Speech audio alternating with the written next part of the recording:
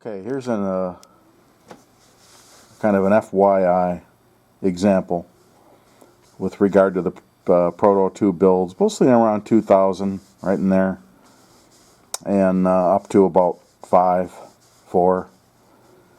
You got a 3-axle truck, you got a driven, and then you have another driven, and then you have a blind. I don't like blinds. And here's what happens when these with the traction tires bite down.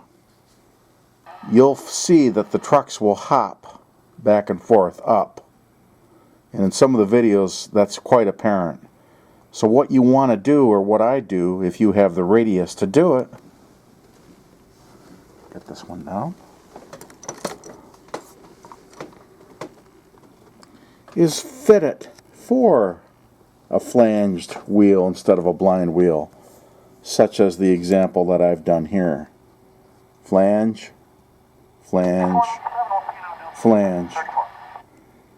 And again, you can see the traction tired axle here, which is driven. And this one's along for the ride, and is just like glass how it rolls. And the way you simply do that is take the side plates of the truck off, and in this example they're done from the top side, and then you get yourself some wheels. I don't know if these are available anymore, but here's a wheel. And you'll take that blind wheel out and you'll see an axle, like so. All you need to do then is simply get a press, like this guy here. You don't need the $1,000 press with the Lionel symbol on it, unless that's what you have or you want anyway. And then you drive this this serrated shaft in this wheel, and he'll press right in, and then put the other end of the wheel on right here, and you'll convert the blind truck or blind wheel to that of a flanged wheel. Why? A, it's more realistic, and B, and most importantly for me, then the truck, again in this example, can't hobble. What do you mean? Well, under load, when it's pulling, this will move up and down. The center axle is where the traction's coming from. The ground is on the outer wheel with no traction tire, and you'll notice in a lot of my videos a lot of wheels are arcing because they're fighting to get the energy because of loss of ground. And the other wheels carry the circuit along with the other collectors, but in a ground example that's not sometimes easy.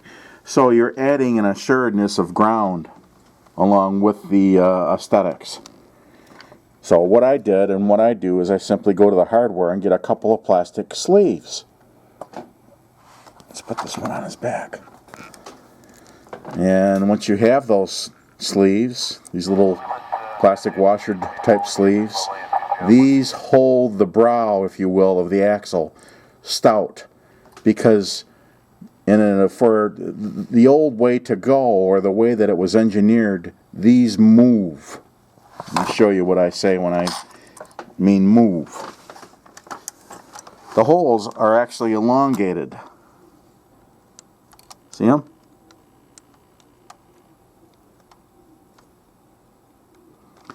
So the installation, this is available at any standard hardware store. There's bins full of them.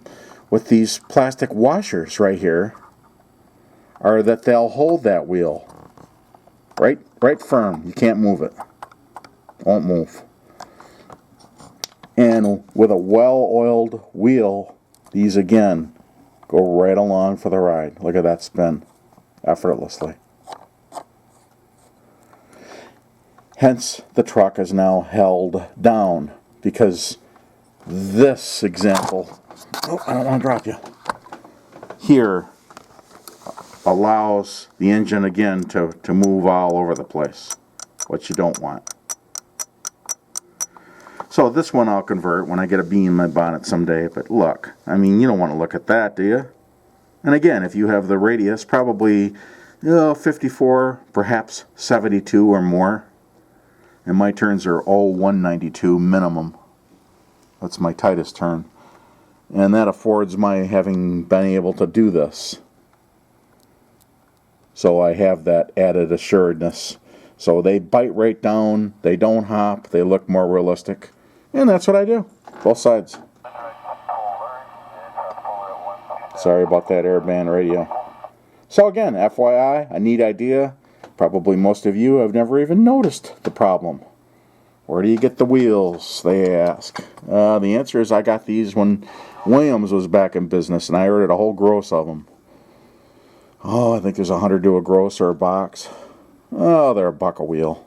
But they're very, very large, very big wheels.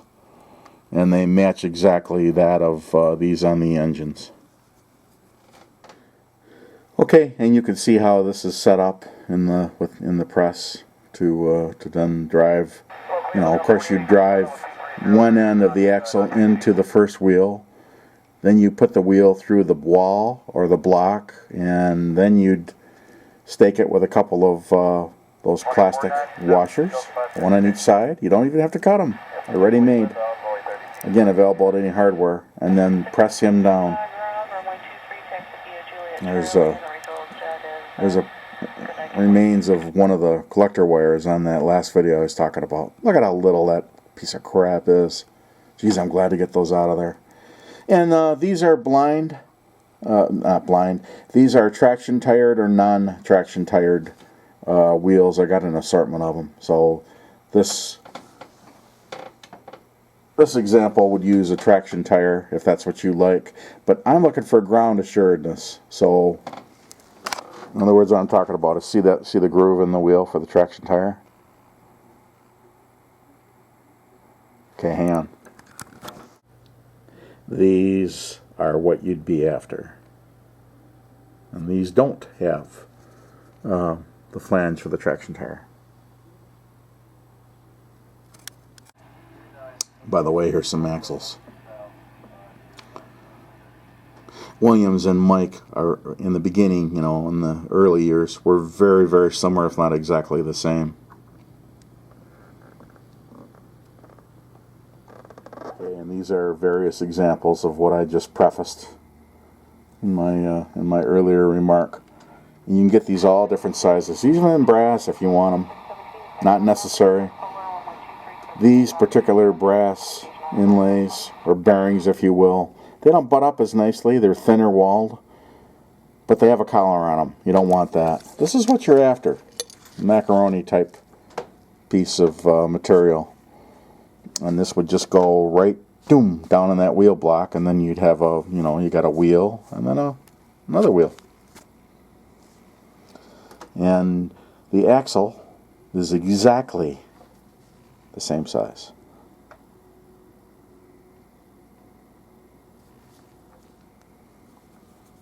You can do this with a myriad of different engines. The SD90s have the larger wheels. There are another size wheels for the Jeeps, SD40s, that type of thing. But the big DD48Xs and other large examples have that larger wheel. The flange is about the same size as it's probably a quarter.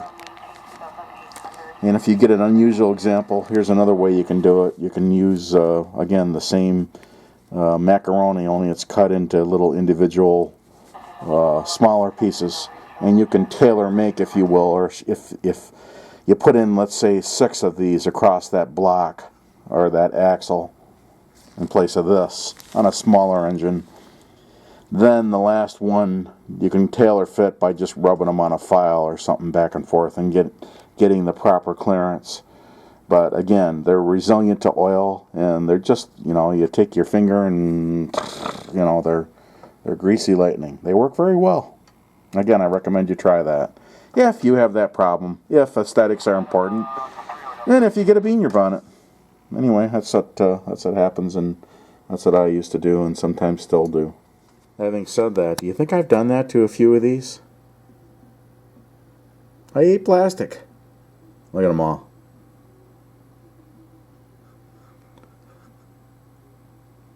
It's a good retrofit. Again, try it.